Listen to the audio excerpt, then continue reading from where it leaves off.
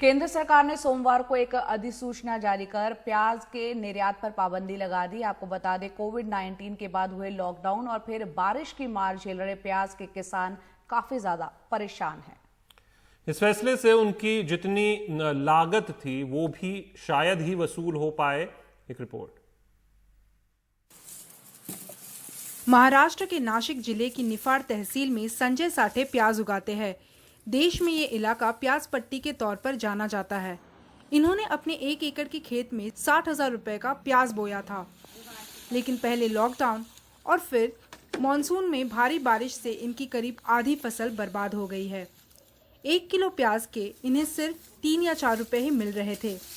पिछले 1 महीने से मुनासिब दाम मिलने लगे थे, लेकिन केंद्र सरकार ने प्याज के निर्यात पर पाबंदी लगा दी, जिसके बाद दाम फिर घट गए हैं।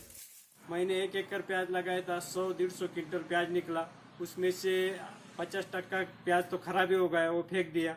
और जो 50% रह गया उसमें 2-4 रुपए किलो से बेचा है। और अभी थोड़ा फार बचा था तो उससे कुछ खर्चा निकलने वाला था। उसमें भी सरकार ने जो पाबंदी लगाई वो बहुत किसानों की हानिकारक है। सोमवार को आई केंद्र सरकार की अधिसूचना में प्याज के निर्यात पर रोक लगा दी गई। इससे पहले देश की सबसे बड़ी प्याज मंडी लासलगांव मंडी में दाम 3,000 रुपए प्रति क्विंटल से ज्यादा पहुंच गए। पाबंदी लगाने के खिलाफ मंगलवार को किसान ने मंडी के बाहर विरोध करते हुए रोक हटाने की मांग की। ऐसा निर्णय नहीं होना चाहिए था, क्योंकि किसान थोड़ा 2 पैसा मिलता है तो किसान को कुछ तो भी करने को चांस मिलता है। भारत से खाड़ी के देशों श्रीलंका और बांग्लादेश में प्याज निर्यात किया जाता है, लेकिन कारोबारियों का कहना है कि अचानक लगी पाबंदी से प्याज के 400 कंटेनर मुंबई के JNPT बंदरगाह पर अटके पड़े हैं, जिनमें 36 करोड़ रुपए का प्याज है।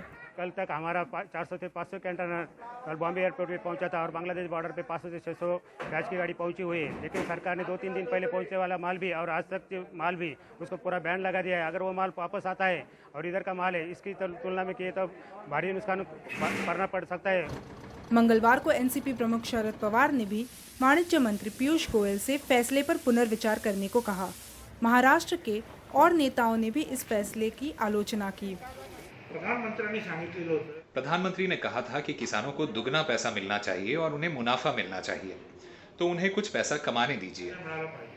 महाराष्ट्र और पूरे देश भर के प्याज उत्पादक किसान केंद्र सरकार के इस निर्णय से आहत है और आंदोलन के जरिए अपना गुस्सा रास्तों पे उतर के व्यक्त करेंगे, इस प्रकार की मन बना चुके हैं। सरकार के लिए ये टेढ़ा मसला है।